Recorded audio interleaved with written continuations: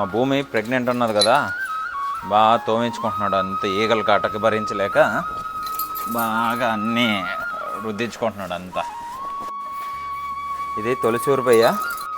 దీనికి మనం మామూలుగా అలవాటు చేయాల్సింది ఏంటంటే ఇలా పాముకుంటూ ఇలా సన్కట్లు కాడ చేసి ఇలా అలవాటు చేసుకోవాలి.